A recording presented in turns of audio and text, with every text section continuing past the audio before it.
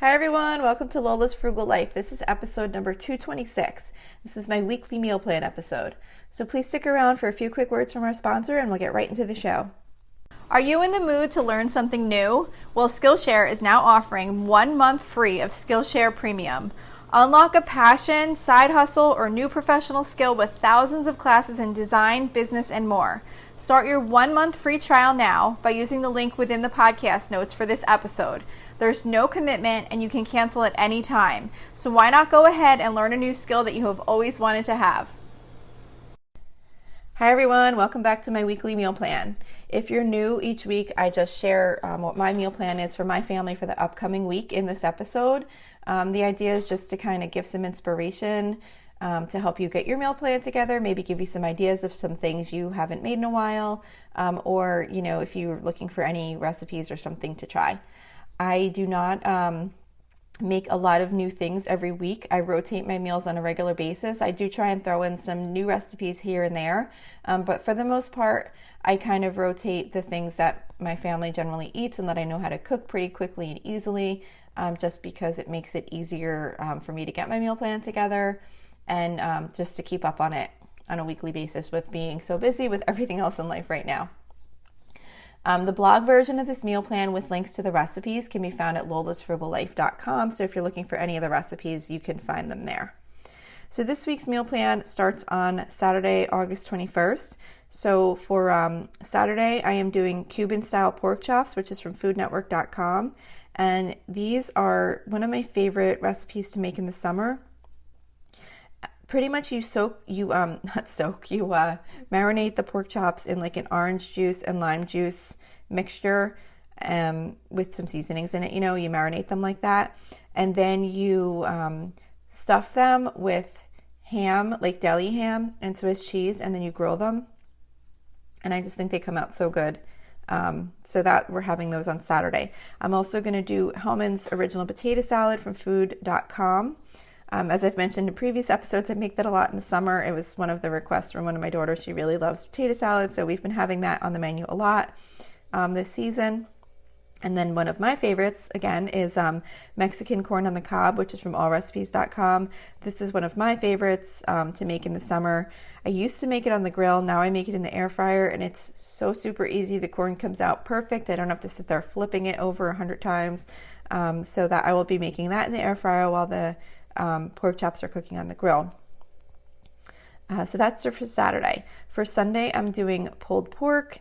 I just buy like a 3-pound pork roast, put it in the crock pot.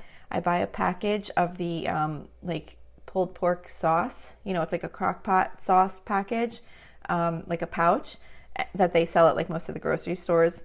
And I'll just put the pork in, pour the sauce over, turn the crock pot on, done. So that's a really great meal for Sunday because it just is so easy to put together. And then on the side, I'm doing 5-ingredient simple green pasta salad. I made this maybe 2 weeks ago or so, I guess, and I really liked it. So this I'll probably be adding in.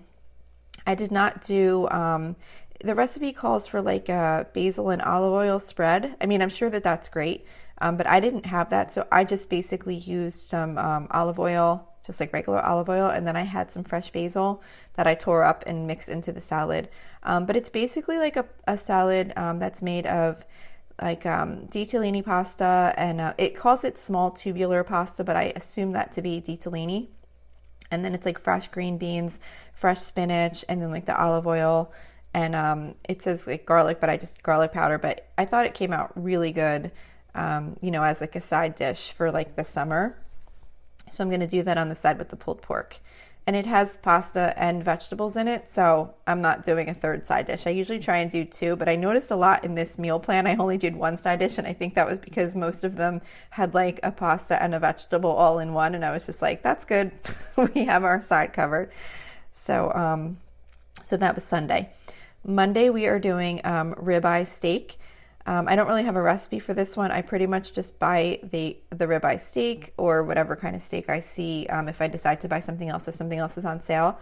And I will just marinate it in a Ziploc bag with some olive oil, some red wine vinegar, and some Montreal steak seasoning. And then I'll just throw it on the grill. Actually, I should try making that in the air fryer. I've heard that steak comes out really great in the air fryer, but I haven't done that yet. But I'll probably throw it on the grill since it's summer anyway and I like to be out there. But maybe in the winter, if I make that, I'll try doing it in the air fryer because I've made it into the broiler and it comes out good. But I also almost set the kitchen on fire once because the grease splattered and hit the broiler flame. And there was a little fire in my oven. Thankfully, I was right there and was able to put it out right away. But anyway, so be careful if you're broiling a steak. But I definitely do want to try that in the air fryer maybe as the weather gets colder. So on the side for that, I'm trying a new recipe called Quick Veggie Pasta, which was from Budget Bites, BYTES.com. And it's, it's just typical. It's like a linguine pasta with like mushrooms, tomatoes, fresh spinach, and then like butter and garlic powder. Or the butter might be to saute the pasta in. I'm not really sure. I didn't read the full recipe. But, it's your basic like pasta tossed with some vegetables. It looked like it would be good to go on the side with the steak. Plus, one of my daughters doesn't eat meat, so that would be a good dish for her to have like as an alternative because it's got the pasta and the veggies all in one, just like the salad in the day before. All right, so then we have Tuesday. So Tuesday we always do some type of Mexican theme. So this Tuesday it's chicken chimichangas with sour cream sauce. That's from allrecipes.com. Like I always mention, when I do this recipe, I don't make the sauce. I just use regular sour cream. I'm sure the sauce is fine, but it just takes extra time to make, and I'm usually always trying to make my meals quick after work. So I just follow the recipe basically to make the chimichanga part, and then I just put out like some sour cream and other toppings that people can have with it if they want. And then I'm also going to do a bagged salad on the side, like one of those, salads you buy at the grocery store that has like the toppings and the dressing all in one little bag. I'll just get one of those out on the side with those chimichangas. Wednesday, I am trying a new recipe. It's funny, I just said I don't really do new recipes often, but I have kind of a handful in here, but that's not typical. But this is a new recipe that I'm going to try on Wednesday. Wednesday, we usually try and do some type of seafood. So this Wednesday, I am trying Better Than Fried Shrimp. It's called Better Than Fried Shrimp Recipe, and it's from tasteofhome.com. So it's just like one of those baked shrimp, with panko breadcrumbs, so it gets kind of crispy in the oven. So we're going to try that, and then on the side with that, I'm going to do a vegetable fried rice. I don't have a recipe for this one because pretty much all I do, I just make some white rice. And then I just, I try and make it earlier in the day so I can put it in the fridge because you're supposed to have the rice cold before you do like the fried rice. Although many, many times I've just made the rice and immediately made the fried rice and it's fine, but you're supposed to have it cold first. So I'm going to try and make the rice in the rice cooker earlier in the afternoon and then have it in the fridge. But all I do really is I just saute up some white rice with soy sauce. And I'll put the, I'll add like the stir-fry vegetables. I usually just buy a bag of like the frozen stir-fry vegetables so that I always have them on hand. So then I could just basically dump the stir-fry vegetables in with the rice and some soy sauce, and that's it. I just kind of cook it up until it's done. So we're going to do that on the side with the shrimp. Thursdays, we usually always do breakfast for dinner or soup and grilled cheese because that's the night I go grocery shopping. So I try and have like a really quick, easy meal to make. So this week we're doing breakfast for dinner. I'm doing turkey bacon in the oven, which is from brendid.com, BRENDID.com. This isn't really a recipe. It's just a method of cooking the bacon in the oven. It can be with turkey bacon or regular bacon, but basically you just get the oven to 400 degrees, lay all the bacon out on a baking sheet, bake it for 10 minutes, flip it over, and then do another 5 to 10 minutes depending on how much you like it cooked, like how crispy you like it. And it's just how I always cook it now because it's so much easier than doing it in a frying pan. And then I'm just going to do some scrambled eggs on the side, and then I'm going to do some home fries in the air fryer. And again, I don't have a recipe for that one because what I do is just chop up a couple potatoes, some peppers and onions, and mix it all together in a bowl. Add a little olive oil, some salt and pepper, and then just throw it in the air fryer and just cook it until it's done. I usually start with like the basic 15-minute setting, like kind of like the default setting on our air fryer. And sometimes it's close to done, sometimes it's not even close to done. It seems like just certain potatoes tend to cook longer than others, even like of the same type for some reason. I don't know if it's depending on how like fresh they are or whatever. But so then I just kind of taste it and see like how much longer they need to cook, and then I just kind of keep cooking it until they're at the consistency that we like. So that's Thursday. Friday, this is the last day in the meal plan. We're doing oven baked chicken. I've been doing this kind of frequently lately. I feel like it's kind of gotten back into the regular rotation. This is called, like I said, it was called oven baked chicken. It's from BettyCrocker.com.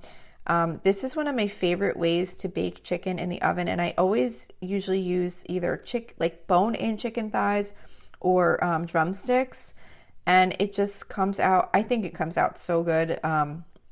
Basically, all you do is you just take a baking dish, you melt butter in it, and then you take the chicken, you just dredge it straight into Bisquick. You don't even need to dip it in anything. You just have like a bowl of like Bisquick mix, and your chicken, your raw chicken, you just dredge it in the Bisquick and you put it in the pan with the butter, and you just bake it in the oven. And you flip it over halfway, like you start it out skin side down. Like if you're using like the thighs. Well, I guess the legs sort of ish have a skin side.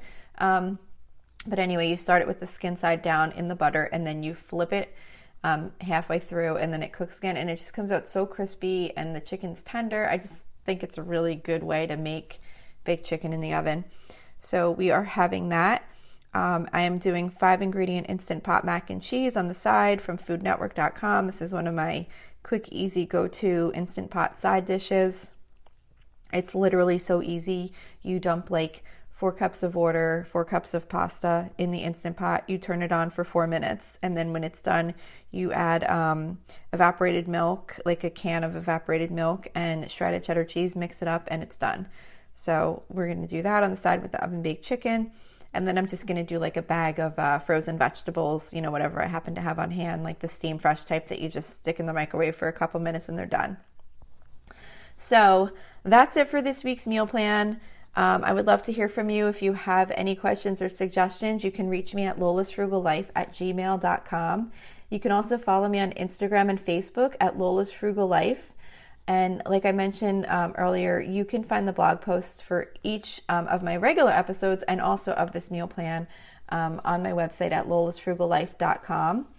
And we also have a private listeners group on Facebook at facebook.com/group/lolasfrugallife. And if you enjoy the show, please make sure to subscribe on Apple Podcasts, Spotify, YouTube, or wherever you might be listening from. And I would really love it if you would screenshot the show and tag me on Instagram so I can see you're listening. That would be really cool. And also, if you can take a couple of seconds to rate and review the podcast, that would be really helpful to me. That's how the show can grow its audience, because they use those ratings and reviews to kind of help determine what shows come up in the search results when people are looking for something to listen to. So that's it for today. Thank you so much for listening, and I hope you have a really awesome day.